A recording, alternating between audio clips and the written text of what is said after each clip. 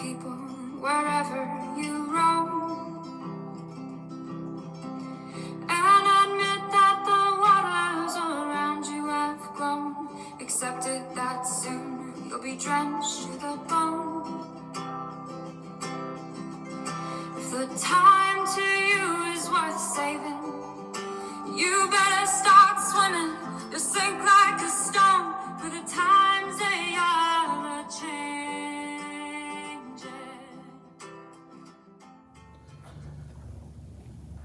I have 3 grandchildren, Evie, Ava, and Jackson.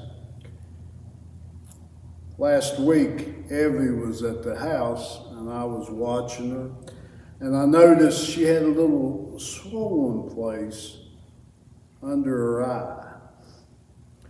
And I said, "Come here." And she said, "What, Pap?" She calls me Pap. I said, "I want to look at your eye." And I looked at her eye, and you know what she had? She had a sty.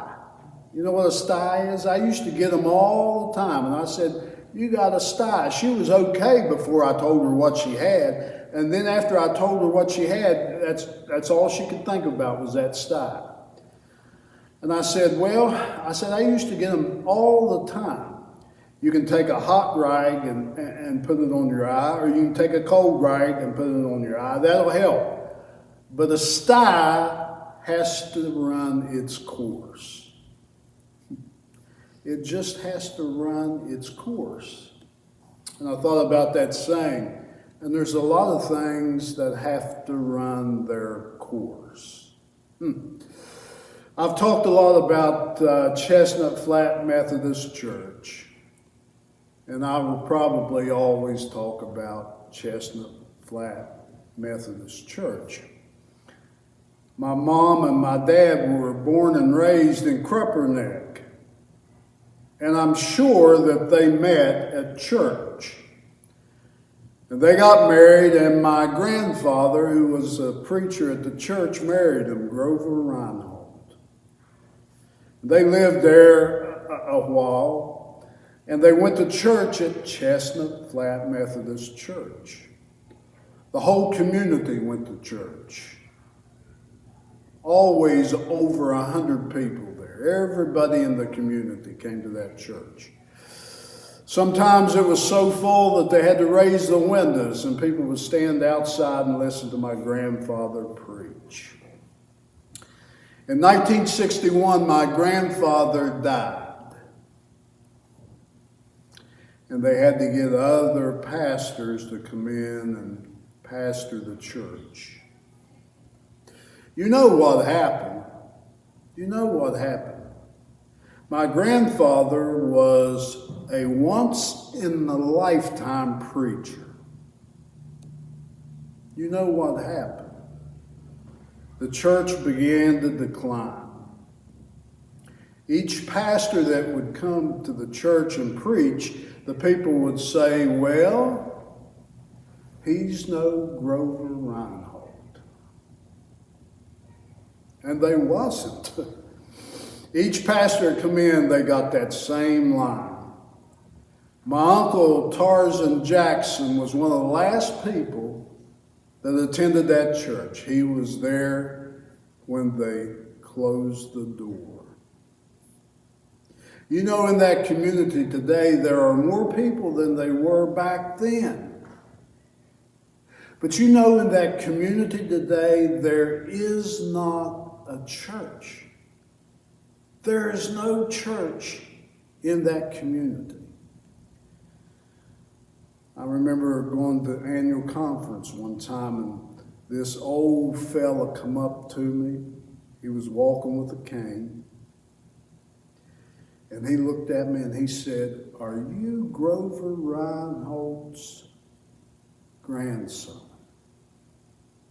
And I said, "Yes." And he said, "Well, you're no Grover Reinhold."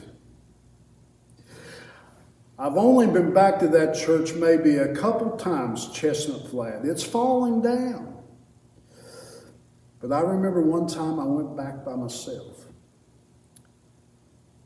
And I went up to the door, and the door was unlocked. And I went in and I took a picture of my grandfather. I guess you could say I stole it. But I don't feel bad about that. Till this day, it's in the office. I hate to say it, and I don't want to say it, and I may be wrong, but I suppose that Chestnut Flat Methodist Church ran its course. It ran its course. Eventually, my mom and dad, they got married, and my grandfather married them, and they moved to Craigsville, and I was born. And the first memory of church I have is St. Luke's Methodist Church in Craigsville. Big building, beautiful brick building, had large oak trees in the front. I remember in the fall, they would rake those oak leaves up and we would run and jump into those oak leaves. They had stacks that high. And then later on, they would burn all those stacks. Yeah, they'd burn those leaves and you could smell it all over Craigsville. I remember inside that church, a beautiful sanctuary, and at the front of the church is a stained glass window of Jesus praying in the Garden of Gethsemane. And if you stand there and look up, you'll see a balcony. I remember going to that balcony when I was a kid. I'd say, Daddy, can I go up to the balcony? Yeah, you just be good. And I'd go up there, and the bulletins, I would make an airplane out of the bulletins. And I'd fly an airplane. And you know, a couple times I flew those airplanes out over that balcony during worship service, and they would land right amongst people. And then after I did that, I didn't get to sit in the balcony no more. I remember the old saints. Oh, the old saints that I grew up around.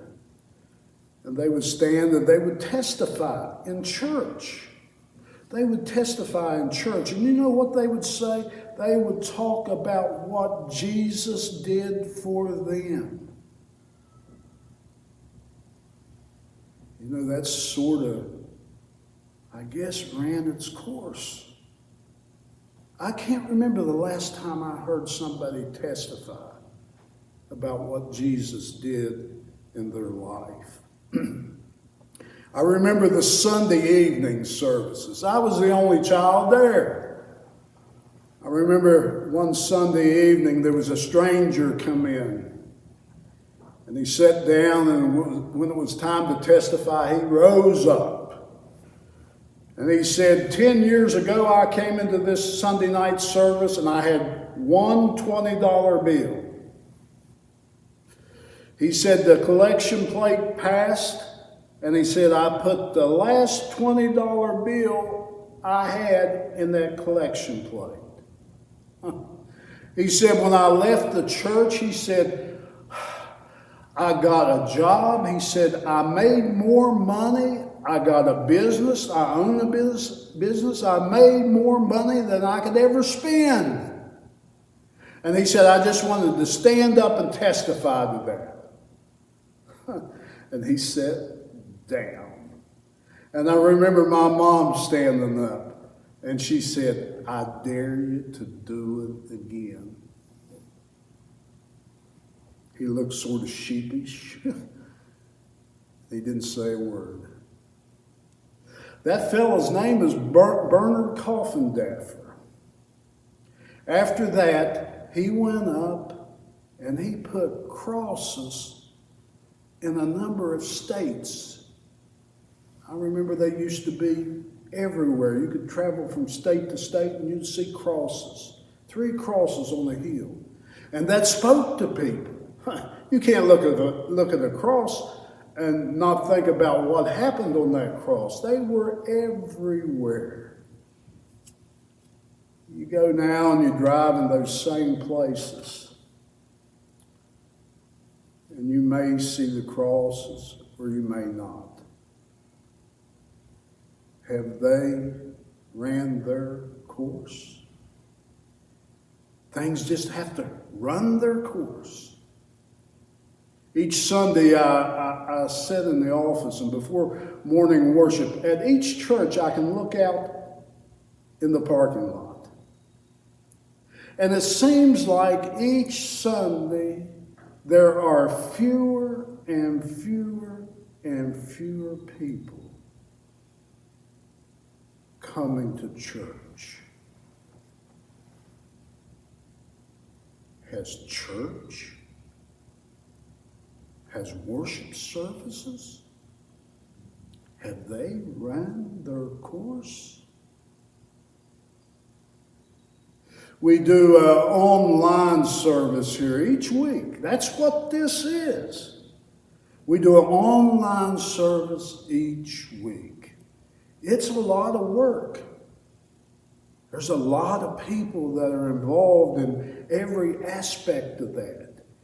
It takes a lot of time and a lot of preparations. And you know, each week, what I've noticed, the number of viewers is going down, down, down. Has this ran its course? Jesus and his disciples went into the temple in Jerusalem, one of the wonders of the world, so big, spacious, beautiful. Jesus and his disciples are in the temple, and the disciples are looking at the temple, and they were saying, how beautiful, how majestic. They were in awe of the temple. And Jesus says, I'll tell you, not one stone will remain from this temple. That got their attention. And later, they were outside of the temple. And they say, what do you mean? When will this happen? And Jesus says, there'll be wars and there'll be rumors of wars. Nation will rise against nation. There'll be earthquakes. There'll be famines. There'll be false prophets. There'll be false teaching. All this has to run its course. But in the end,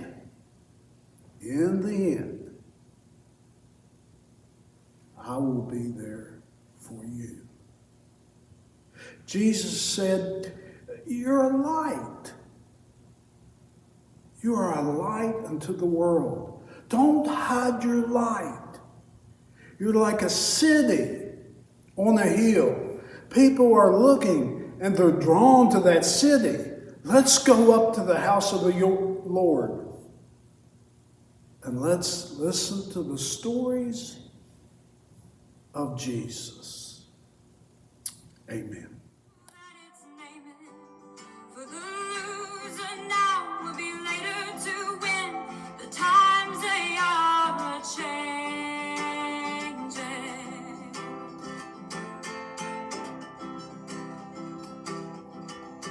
Come businessmen, congressmen, please heed the call. Don't stand in the doorway, don't block up the hall. For he that gets hurt will be he who has stalled. There's a battle